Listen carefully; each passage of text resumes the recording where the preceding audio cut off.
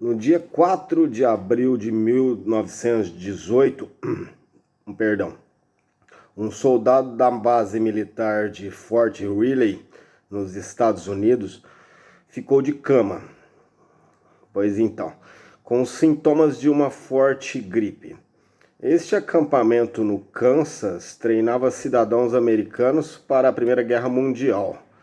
Naquela semana de março, mais de 200 soldados adoeceram também, isso em apenas 14 dias. E mais de 1.000 militares foram parar nos hospitais. E o mal se alastrou por outros acampamentos, que no pico da epidemia, mais de 1.500 militares reportaram a enfermidade em um único dia. A doença se espalhou de forma tão rapidamente nos Estados Unidos e pegou carona com os soldados americanos que embarcaram para a Europa. E lá a pandemia, a gripe ganhou o mundo. A famigerada, a maldita e trágica gripe espanhola, que nada tem de espanhola, matou de 50 a 100 milhões de pessoas entre 1918 e 1919. Esse número representa mais mortes do que o montante provocado pelas duas grandes guerras mundiais juntas. Mais do que a AIDS causou em 40 anos. Foi e é ainda a maior pandemia de que se tem notícia na história da humanidade. E o Brasil, logicamente, não passou ileso por ela. Por aqui foram cerca de 35 mil óbitos, entre eles o do presidente da época, Rodrigues Alves, de 1848 a 1919. E de onde veio o espanhola dessa gripe? Se a tal gripe provavelmente se originou em solo americano. A Espanha, senhores, era um dos poucos países neutros durante a Primeira Guerra Mundial, um dos poucos a ter imprensa livre para noticiar essa praga.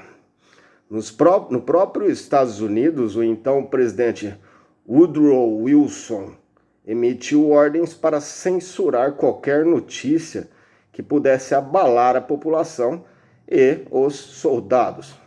A situação foi a mesma em outras nações em guerra. Ocorre, senhores, que o esforço para manter a epidemia em segredo causou e contribuiu para sua rápida disseminação. Como propagar e tomar medidas preventivas se ninguém sabe o que está acontecendo? Para se ter uma base, o vírus por trás da pandemia é um velho conhecido nosso, a pandemia da gripe espanhola, ou seja, o influenza H1N1. Antes de você me questionar se ele aprontou de novo ou vai voltar a aprontar, permita-me descrever aqui um pouquinho o vírus e essa sigla embutida no nome dele. As letras e os números H1N1 se referem a proteínas na superfície viral, as hemaglutininas e as neuroaminidases. Difícil, né? Pois então, ao mesmo tempo em que permitem ao vírus se conectar às células humanas, elas são reconhecidas pelo nosso sistema imune. Mas o influenza tem uma característica única, que em recombinar estas proteínas com a dos colegas virais. Assim, os dois vírus malditos da gripe infectam a mesma célula. E lá dentro elas podem dar origem a um vírus novo. Da mistura de um H5N1 com um H3N2, por exemplo, pode nascer um H5N2. Essa peculiaridade, aliada às mutações regulares que um vírus pode sofrer, Explica por que nossas defesas enfrentam tantas dificuldades em reconhecer um agente infeccioso. Mas a história não se restringe a vírus e seres humanos. Hoje se sabe que as linhagens mais virulentas das gripes vieram das aves. Aves. Normalmente esses vírus têm aves como reservatórios. E esses reservatórios, eles não infectam os homens, só que os porcos. E os vírus da gripe também podem infectar os homens nesse sentido após infectar os porcos. Isso significa que os vírus das aves dos humanos podem se encontrar e recombinar nas células de um porco, por exemplo.